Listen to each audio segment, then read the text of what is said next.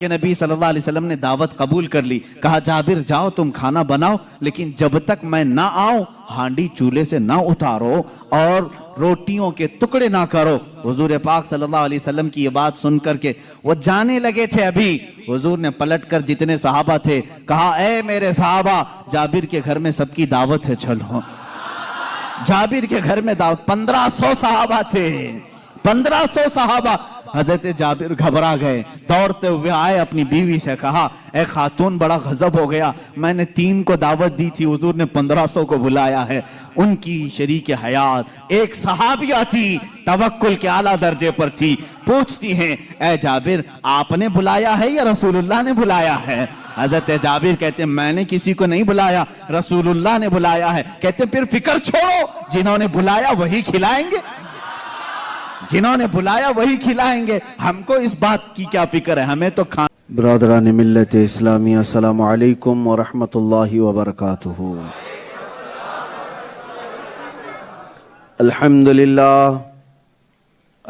للہ الحنان المنان الذي خلق الانسان وعلمه البيان والصلاة والسلام على رسوله سید الانس والجان وعلى آله وأصحابه ذوي الخير والإحسان. أما بعد فأعوذ بالله من الشيطان الرجيم. بسم الله الرحمن الرحيم. سبحان الذي أسرى بعبده ليلا من المسجد الحرام إلى المسجد الأقصى الذي باركنا حوله لنريه من آياتنا إنه هو السميع البصير. صدق الله مولانا العظيم. بارگاہ رسالت معاب صلی اللہ تعالی علیہ وسلم میں درود پاک کا ہدیہ پیش کریں. اللہم صلی علی سیدنا محمد والکرم وآلہ واصحابہ الکرام وابنہ الکریم وبارک وسلم صلاة دائمتا سرمدا ابدا. عزیزان گرام وقار, ہم سنیوں کی آج عید کی رات ہے. کچھ جگہ اندھیریاں ہوں گی لیکن ہماری مسجدیں روشن ہوں گی. کچھ لوگوں کے پیٹ میں درد ہوگا اور ہمارے چہروں میں آج کھلکھلاہٹ ہوگی. وجہ یہ ہے کہ جو جس سے عشق کرتا ہے اس کی معراج بھی اپنی معراج سمجھتا ہے. ہمارے نبی صلی اللہ تعالی علیہ وسلم کی معراج ہمارے خوشیوں کی معراج ہے یا نہیں؟ اور جس کو اپنے نبی سے کوئی محبت نہ ہو اسے اس معراج سے کیا لینا دینا.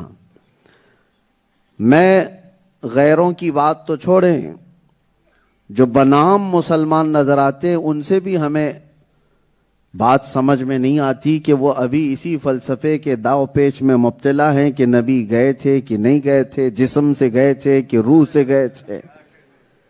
انہیں ابھی ان تمام چیزوں کے فلسفوں میں ہی گم پایا جا رہا ہے. لیکن جن کو اللہ تعالیٰ نے ہدایت عطا کی ہے, جن کی عقل کو اللہ نے معراج عطا کی, وہ معراج کے واقعے کو بھی سمجھ جاتے ہیں. کیوں؟ ایک ہی نقطے میں سمجھاؤں گا. ہر نبی کا ایک معجزہ ہوتا ہے. معجزہ کس کو کہتے ہیں؟ عربی میں عاجز کرنے والی چیز. عاجز کرنے والی چیز یعنی کسی کی سمجھ کو مجبور کر دینے والی چیز. آپ کہتے ہیں نا کہ انبیلیویبل, سمجھ میں نہیں آ رہا ہے, یقین نہیں ہوتا کسی چیز کو دیکھ کر.